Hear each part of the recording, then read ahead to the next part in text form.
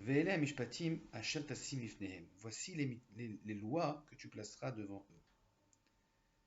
Notre paracha commence à énumérer, tout de suite après Matan Torah, les mitzvot qui incombent au Ham Israël. Que ce soit dans Rashi ou dans le Ramban ou les autres commentateurs, on se rend compte que notre paracha est une suite directe à Matan Torah. Tout de suite après Matan Torah, Moshe Rabbeinu commence, sous l'ordre d'Akadosh Baruch Hu, à énumérer les mitzvot devant le Ham Israël. Le Ramban va même surenchérir en disant que ces mitzvot énumérés dans notre paracha sont en fait le développement des Aseret Adiberot. Quoi qu'il en soit, nous voyons que ces mitzvot qui sont énumérés dans notre paracha sont en fait la parfaite suite des Aseret Adiberot. S'il en est ainsi, on aurait pu imaginer que la Torah débuterait l'énumération des mitzvot par les mitzvot qu'on qualifierait peut-être d'essentiels, comme peut-être le Shabbat, ou l'importance de ne pas faire Avodah Zarah, etc., qui seront finalement cités, mais bien après les mitzvot de Ben Adam Lachavero, qui constituent la majeure partie de notre paracha. Et on pourrait se demander comment ça se fait que la Torah choisit de commencer l'énumération des mitzvot par ces mitzvot-là, qui sont Ben Adam Lachavero, qui concernent toutes ces règles qui incombent l'homme envers son prochain, qui incombe le Dayan lorsqu'il veut juger un différend entre un homme et son prochain. On a l'habitude de considérer le Ben Adam Lachavero comme peut-être quelque chose de, malgré son importance, quelque chose d'un petit peu secondaire par rapport au Ben Adam Lamakom.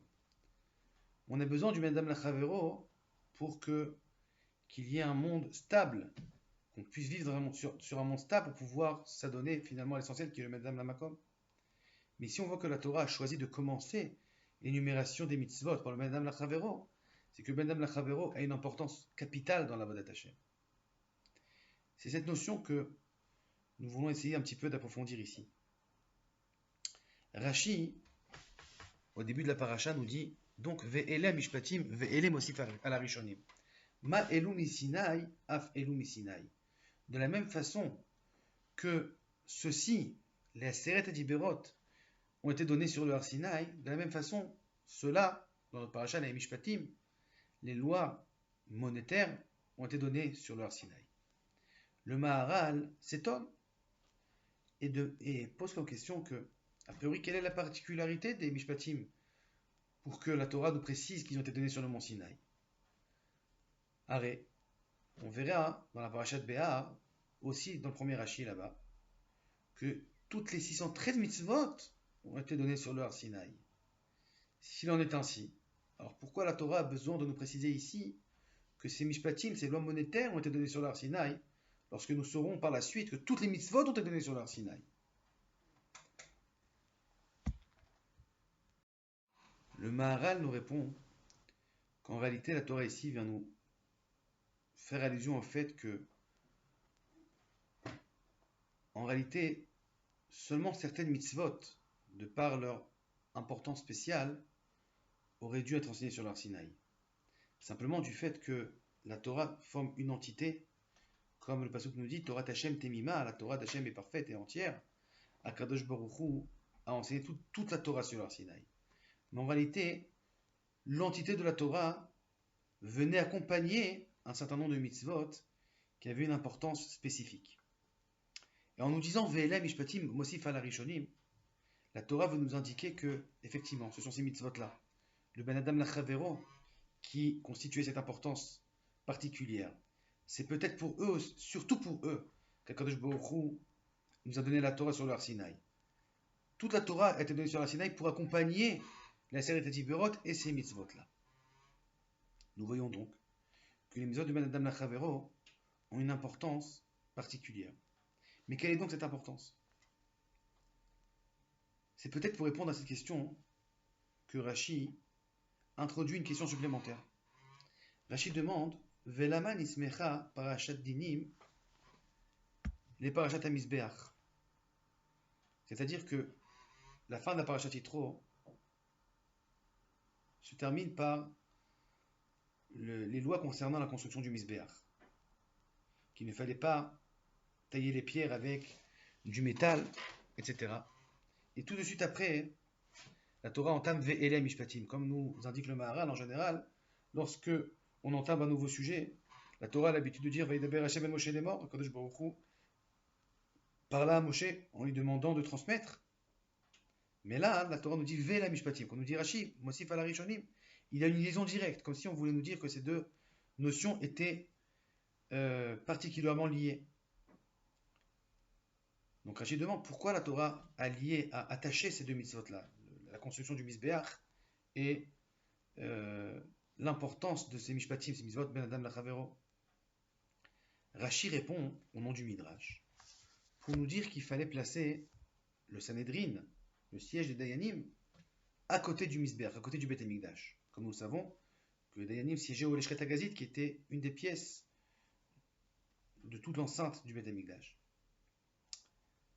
Et le Maharal demande, si c'est comme ça, c'est que la Torah vient nous indiquer qu'il y a un lien entre les Mishpatim, donc ces lois de Ben Adam Lachavero, qui concernent les différents monétaires, et le Beth Amikdash, et le Misbéach.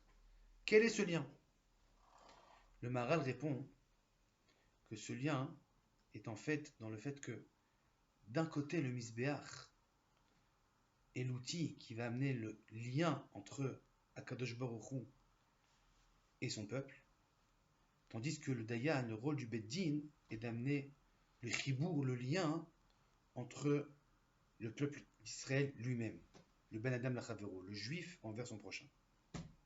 En effet, le Misbéach, le but du Misbéach, le rôle du Misbéach, est d'apporter le shalom, le chibour, le lien entre le juif et son créateur.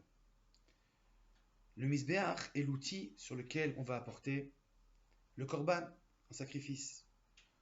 Le mot korban a en sa racine le mot karev, c'est-à-dire que c'est par l'intermédiaire du korban que le juif va se rapprocher de son créateur.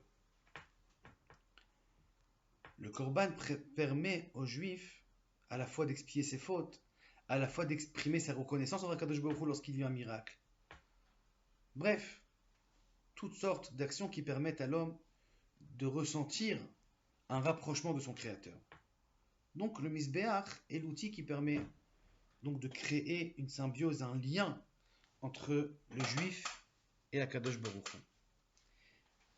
Mais nous dit le Maharal, d'un autre côté, le rôle du Dayan est d'apporter le shalom entre un homme et son prochain. Comme nous dit le Midrash dans notre paracha, pourquoi la Torah a eu besoin de commencer l'enseignement des mitzvot par les Ben Adam, par les dinim, par les mitzvot, qui est un combo Dayan en fait. Comment gérer donc les différends entre un homme et son prochain? C'est parce que lorsqu'il y a un différend entre un homme et son prochain, alors il y a une tacharout entre eux, une concurrence, une tension qui se passe entre eux. Lorsque le Dayan vient et tranche le din, alors s'installe le shalom, s'installe la paix. S'installe la paix entre le juif et son prochain. Le Maharal conclut en nous disant que c'est peut-être pour ça que la Torah exige de placer à la fois le Beth Amikdash et le Sanhedrin au centre du monde. Comme si vous voulez nous indiquer que le centre du monde, la base, le but de la création, et qui est le shalom à la fois entre l'âme Israël et à la fois entre l'âme Israël et son créateur, et à la fois entre les bénis Israël entre eux-mêmes. Et il faut savoir que le Ben Adam Lachavero et le Ben Adam Lamakom ne sont pas seulement d'une importance parallèle, mais ils sont dépendants l'un de l'autre. Comme nous dit le Maharal dans sa dracha de Shabbat Gadol, qui a shalom ou kasher Israël et shlem shalom im Hashem yitbarach, qui zéo a shalom ayoter elyon alakol, qui a shalom ben Israël et Kadosh Baruch Hu mechayev shalom ben Israël atzmam. Il nous dit que le plus important, c'est qu'il y ait le shalom entre l'homme Israël et Akadosh Baruch Hu. Mais ce shalom passe avant tout par le shalom entre les bénis Israël entre eux. Il poursuit Yefshar shei shalom dainu chibur im Hashem yitbarach shu echad rak kasher Israël hem am echad. On ne peut s'attacher à Kadosh Baruch Hu qui est un que si l'homme Israël lui-même est un, est uni. l'alliance avec Kadosh Baruch Hu passe au préalable par une alliance entre les Bnei Israël, entre eux. D'ailleurs, nous savons que les Luchot Abrit, les deux tables de la loi, étaient identiques dans leur dimension. Le Mabit pourtant constate que nous voyons que le côté droit des Luchot, qui concerne le Madame la Makom, comportait beaucoup plus de mots que le côté gauche, qui était le Madame la Chaveron. Dit le Mabit, obligatoirement, si ces deux Luchot avaient les mêmes dimensions, et qu'il y avait beaucoup plus de texte à l'intérieur de la table de droite, c'est forcément que l'écriture qui était du côté gauche des Luchot, qui concerne le Madame la Chavero, était beaucoup plus grande.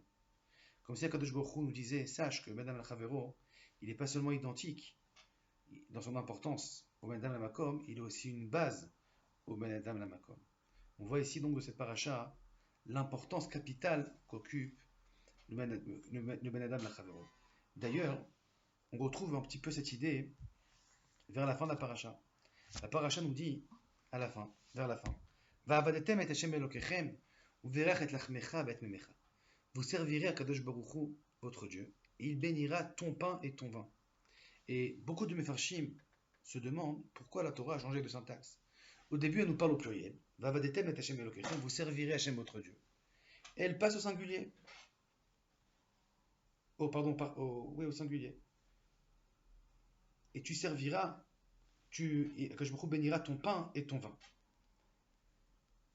Le shach à la Torah veut dire que la Torah ici nous indique que si dans la Avodat Hashem au départ, on s'attelle à la Avodat Hashem, on se rend compte que chacun des Bnei Israël a sa spécialité dans la Avodat Hashem. L'un est spécialiste dans le limoud, dans l'étude, l'un est spécialiste dans la tfila, l'autre est spécialiste dans la tzedaka, etc., etc. Et Akadosh Baruch Hu a besoin de tout pour nous faire bénéficier du Shefa. S'il en est ainsi, on doit se comporter à l'image d'un orchestre. De la même façon que dans un orchestre, on a besoin de chacun des outils, de chacun des instruments de musique. Alors pareil, dans la Avodat Hashem, on a besoin d'exceller à tous les niveaux. Mais c'est impossible. Personne n'est au niveau d'exceller dans toutes les mitzvot. C'est pour ça que la Torah nous exige de nous l'ardout entre chacun de nous. Lorsque la Israël est unie, alors Akadosh Baruch Hu agrée notre Avodat Hashem comme si elle était particulière, elle était d'un particulier de chacun. Lorsqu'il y a l'ardout entre chaque personne du Israël avec son prochain, alors toute la Avodat Hashem particulière de chacun ne forme qu'une seule et même Avodat Hashem. C'est pour ça qu'on dit Vavadetem et Hashem Elokechem au pluriel, mais finalement on ne formera qu'une seule et même unité. C'est pour ça qu'on termine par Uverach et lachmecha bet memecha. La conséquence de l'ardout sera que Kadosh Baruch Hu nous enverra, Bezrat Hashem, toutes les brachot. Shabbat Shalom.